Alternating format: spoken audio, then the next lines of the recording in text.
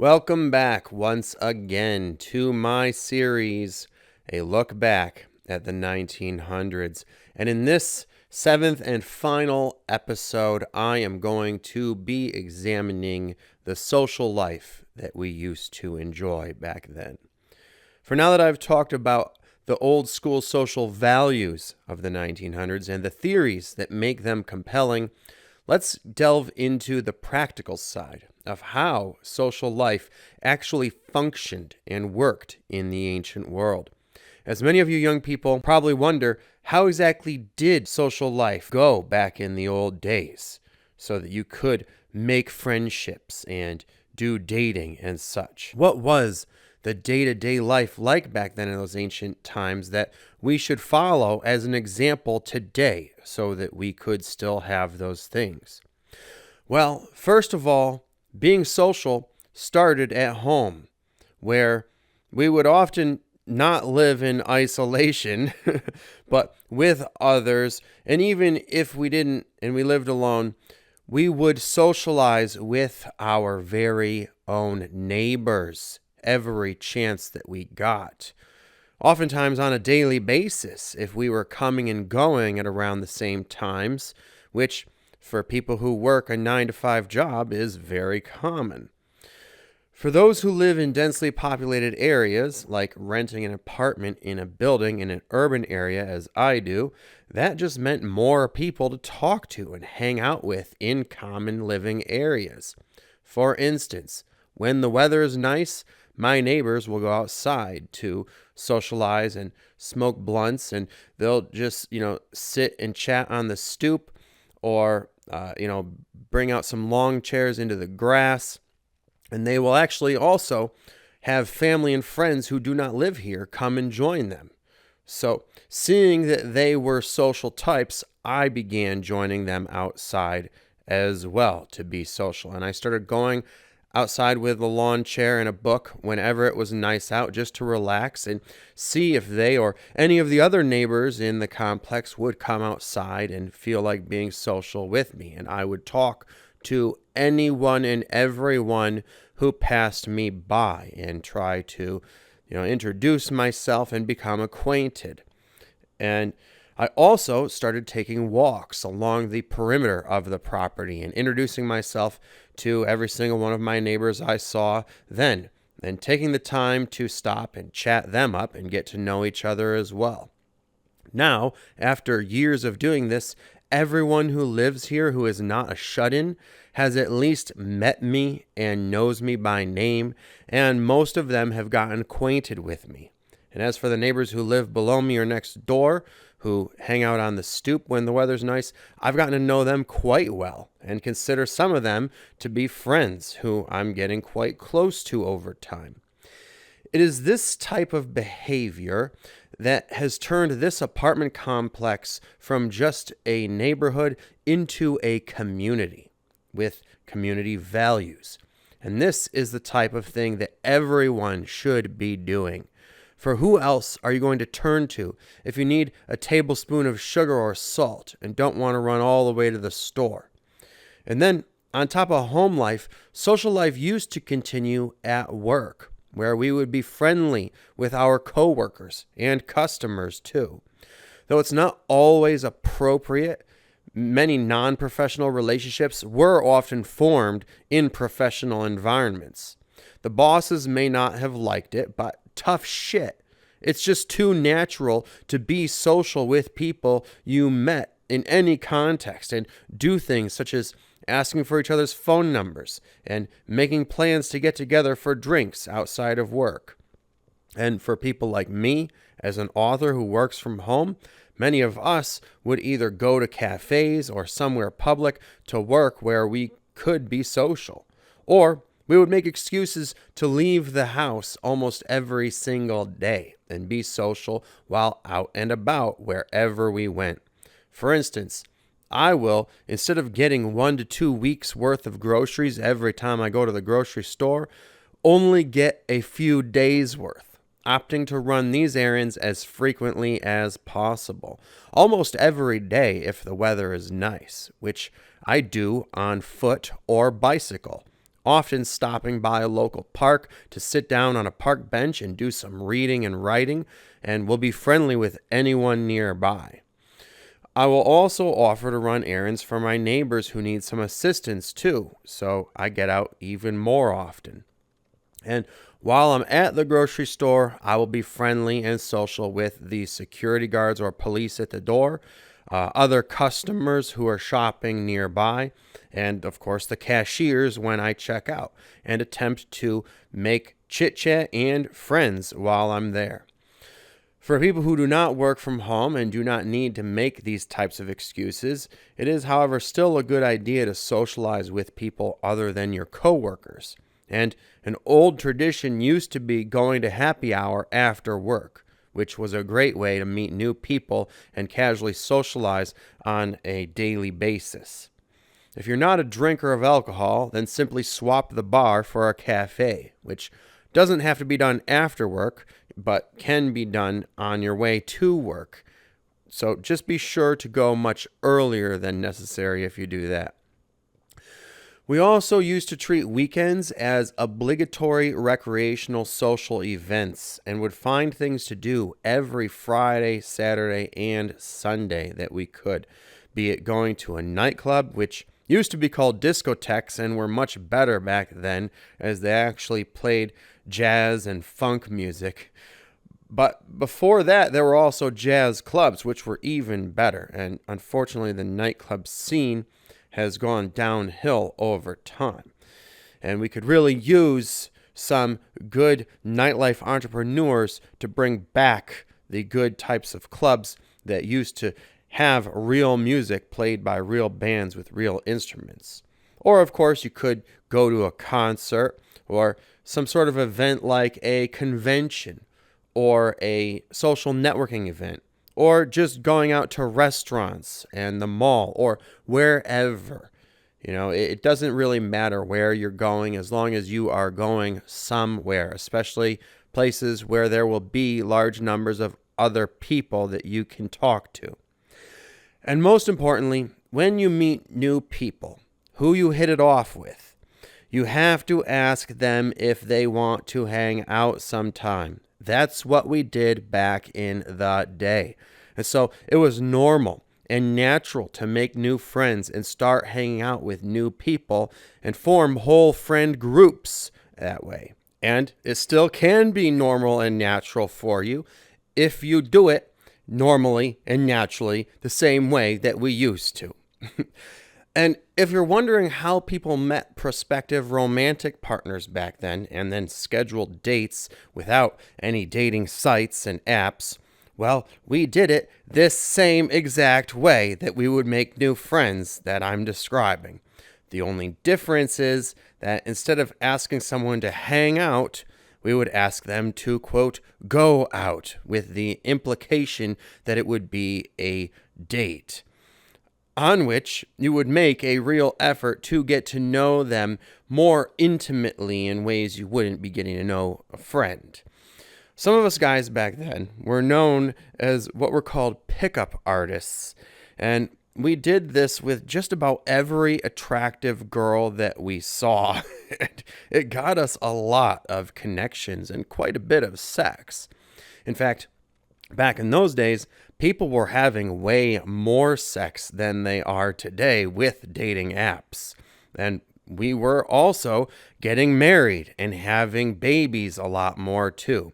In fact, I had a child when I was just 23 years old. And he's just about all grown up now. And I did not meet his mother online. I met her through friends by just being social and hanging out with new people.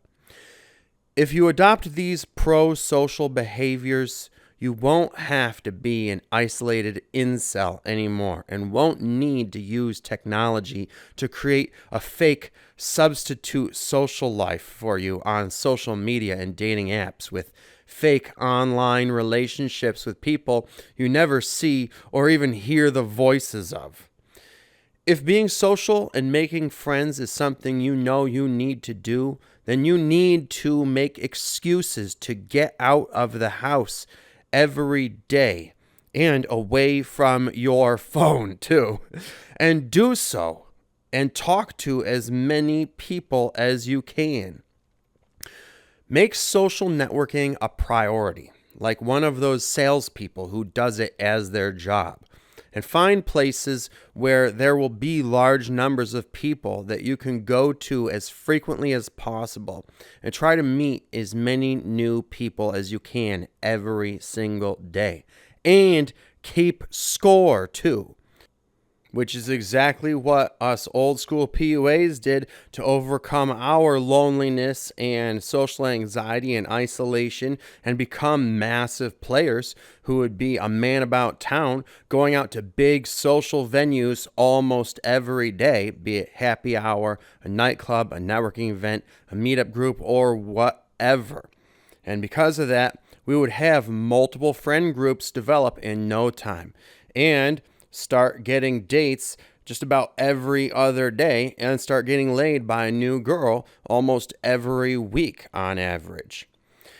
The most important thing to keep in mind is that back in the social golden age, people were practicing good social communication and language skills, mainly because we did not have the obstruction of cell phones and other internet technology having taken over and putting up these roadblocks for us in all of our relationships.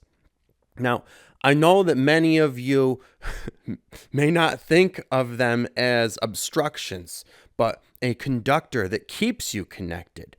But you are wrong. It is indeed an obstruction, and is not connecting you with others. Rather, it is keeping you disconnected. You see, back in those days when we were out and about, we would not have a cell phone or anything like that in front of our face obstructing our view of others. And we would not be wearing headphones on top of that either. Of course, there were people who would do things like reading books or listening to a Walkman or Discman in the late 1900s, but these things didn't isolate people the way that being absorbed in a cell phone does today. Those people were still very approachable, and it was actually commonplace to interrupt someone and ask them what they were listening to or reading, and then strike up a conversation about it that could actually go somewhere in many cases. Unlike today, where you'd be seen as nosy for asking someone what they were doing on their cell phone, which is why no one tries to talk to you while you're on it. So you must put your cell phone away and turn it off entirely and make yourself available to others. Another thing about the good old days is that we had certain social protocols that were part of what was called polite society and were conducive to friendships and other types of relationships. So we tried to not be rude or off-putting to others and avoided doing things that would interrupt our interactions or prevent relationships, such as answering the phone. Unlike today, where people are constantly distracted by their phones and cannot have a conversation without zoning out and starting to scroll through notifications and respond to texts. Back in those days, people actually listened and responded back and forth in conversation, ongoing for long periods of time. This is how in-depth conversations occurred, and thus relationships developed. And this is because people recognized that interruptions and distractions are in fact rude. So if people were hanging out at someone's house, that person would usually not answer the phone and would either ignore it, turn off the ringer, or let the answering machine get it while entertaining their guests, which was just one aspect of hospitality that has become lost today. And if you want to make friends, you are going to have to learn to do the same thing and start ignoring that phone of yours. Or better yet, turn off your notifications or turn off the whole damn thing, or even leave it in the car or at home entirely. But either way, just don't be fucking rude. And speaking of phones and answering machines, another thing that is different today from back then, when we had landlines, a phone that was attached to the wall, is that when people would get home from work in those days, the first thing they would do, along with checking their mail, would be to check their answering machines, or later voicemail.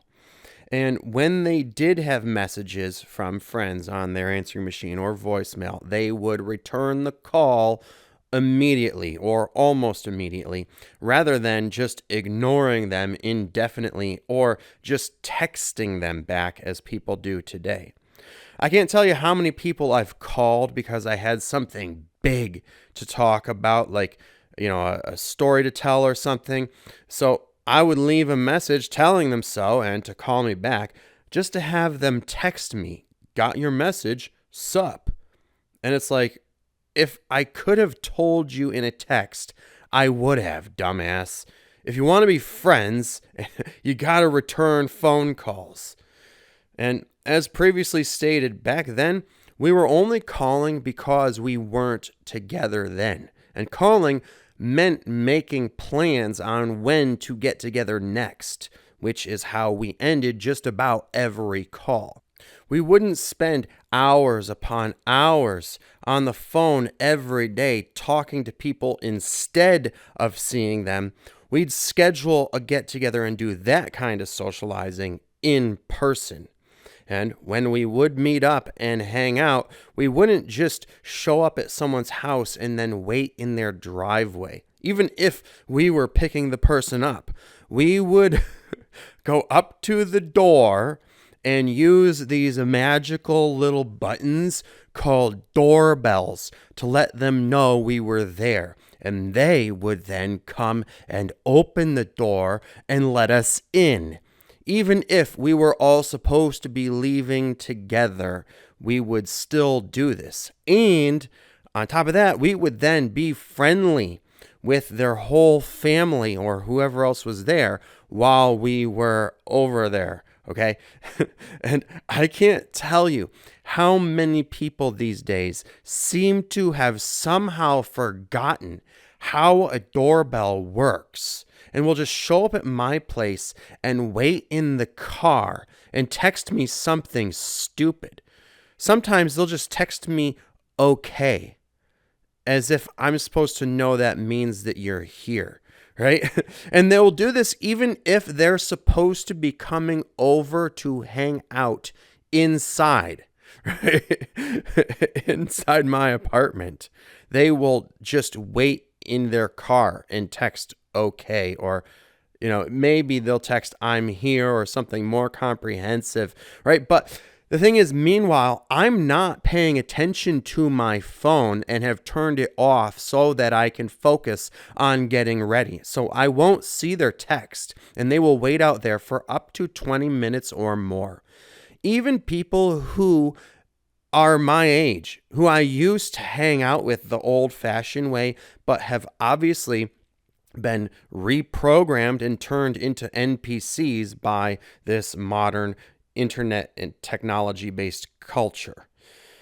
Like, why would you be waiting in your car in the parking lot for someone you're supposed to be hanging out with inside when you know how doorbells work? Don't be fucking retarded.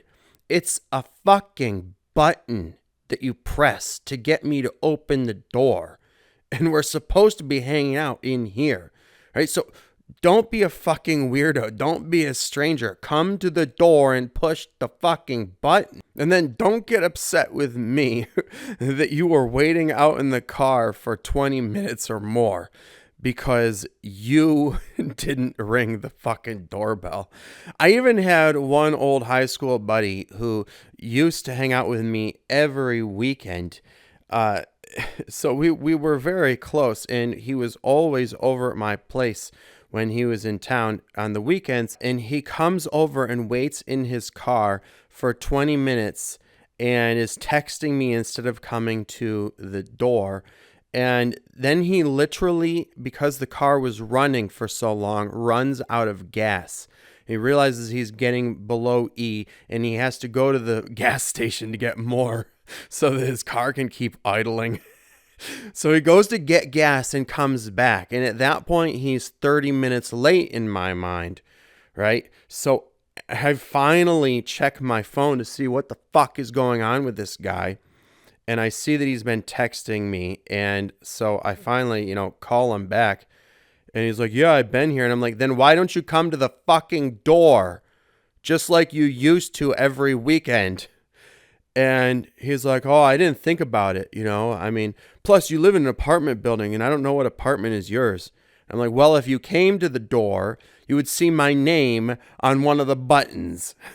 Like, it is so fucking stupid. There's no real excuse for it. There's just no logical, reasonable explanation why someone would have used to be able to use a doorbell and now cannot and will run out of gas waiting in the parking lot for someone that they're supposed to be coming over to see. It just doesn't make any sense. It is so fucking retarded. I cannot believe it. And this guy is someone who I used to think was intelligent until that happened. And if you feel like being social, but you don't feel like leaving the house at all and going out, that also doesn't mean that you have to be isolated and become mentally ill like people are today. You see, what we did back in the day was a little something we called hosting, where we would invite people over to hang out at our place, just like I'm talking about me doing now. If you can actually get people to come to your door these days. And back then when we practiced this, we also practiced something we called hospitality, which means that we invited them to make themselves at home at our place and actually helped them to feel comfortable there and get their wants and needs met while they were here by serving them food and drink instead of expecting them to go hungry and thirsty while there, and catering to their needs, providing entertainment of some kind, which we would respect their preferences of, which meant we wouldn't put on our favorite music if they found it abrasive. Like I wouldn't go putting on heavy metal music for someone who doesn't like it or anything like that. Or expect them to sit through our favorite movie, even if it's not their sort of thing. You wouldn't want to put on your favorite romance movie if you're hanging out with a guy. If you're a girl hanging out with a guy who doesn't like romance movies, or if you're a guy, you wouldn't put on, an action movie or a horror movie for a girl, right? But we would actually ask people what they wanted to do and provide that kind of entertainment that they would enjoy, which is so easy to do nowadays with the internet, where you can just, look up anything of anyone's preference. These are the types of things that make people actually want to be your friend and hang out at your place. Makes sense, right? But unfortunately, somehow, the art of hosting has been lost, and people are extremely rude and often won't even offer someone a glass of water while they are over. And that just doesn't make sense. Okay, that's like our most basic human need. You need to be able to provide for someone's needs when they're at your place and not expect them to go thirsty.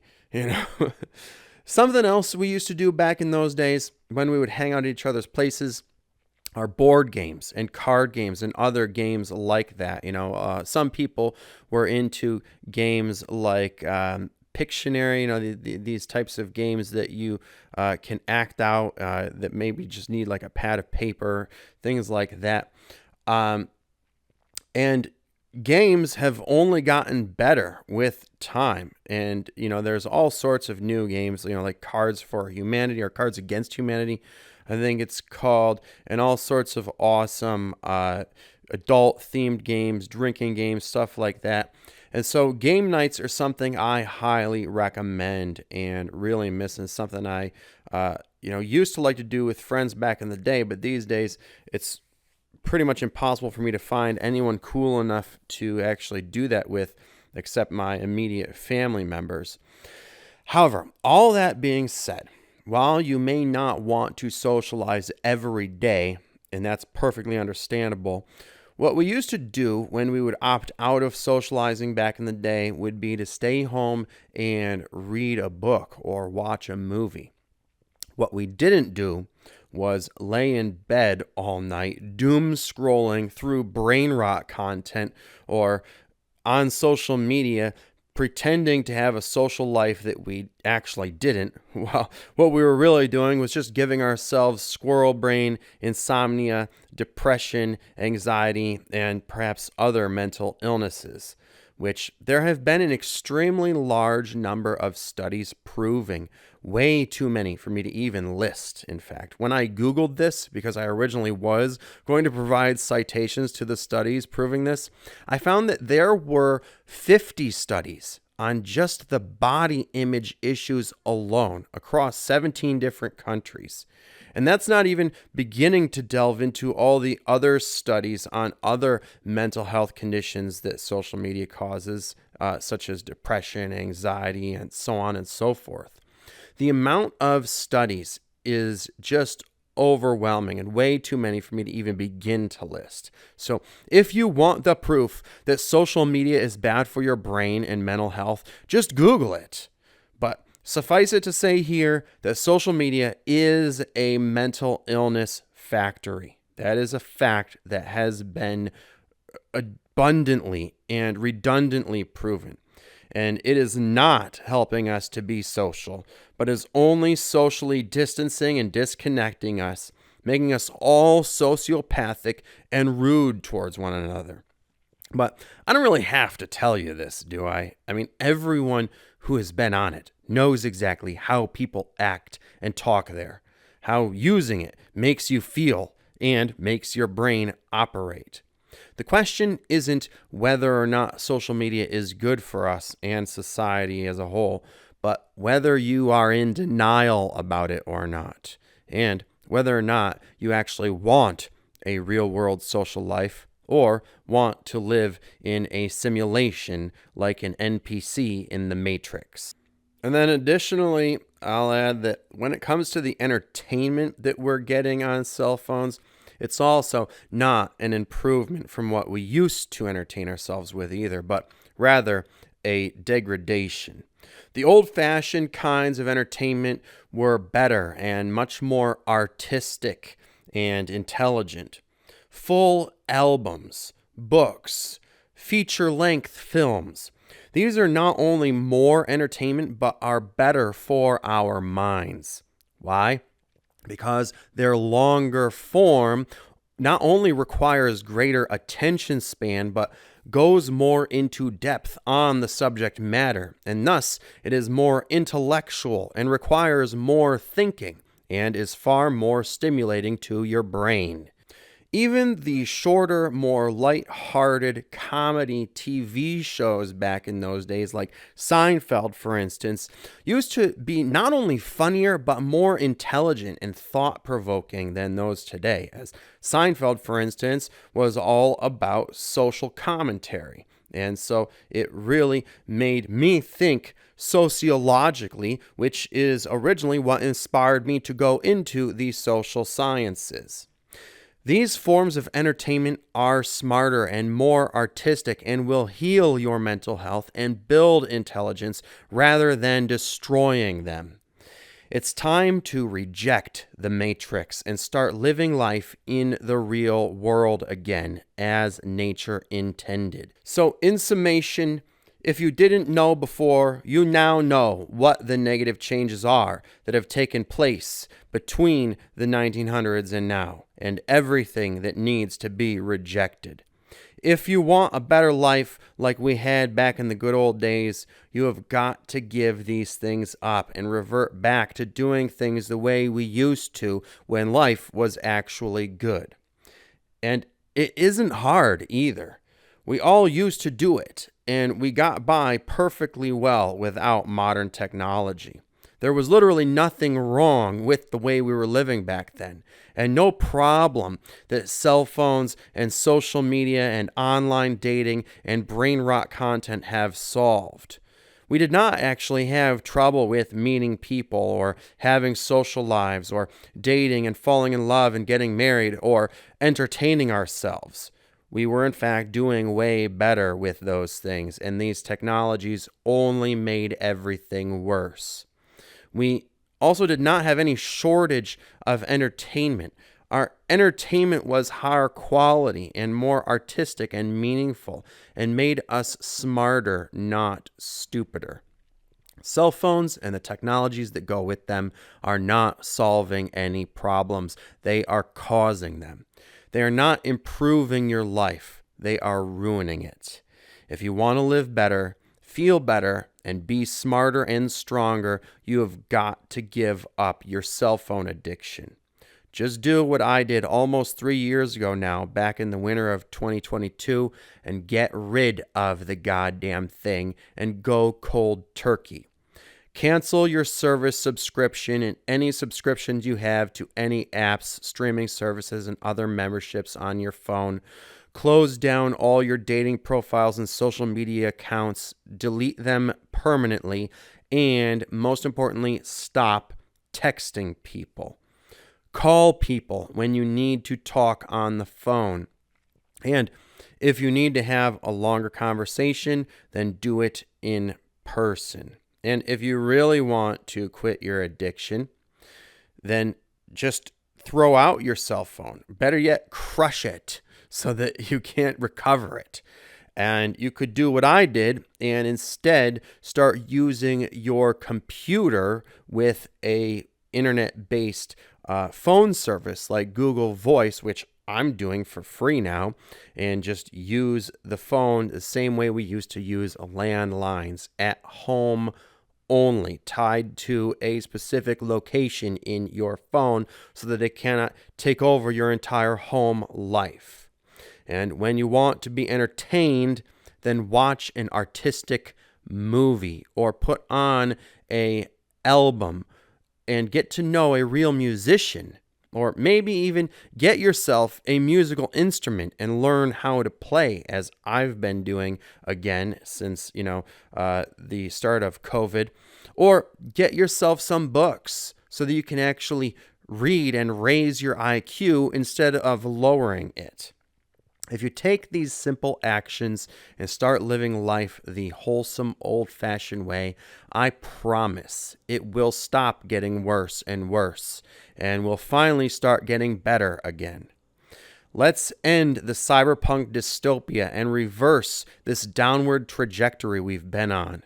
The way to make progress in 2025 is by being retro, primitive even.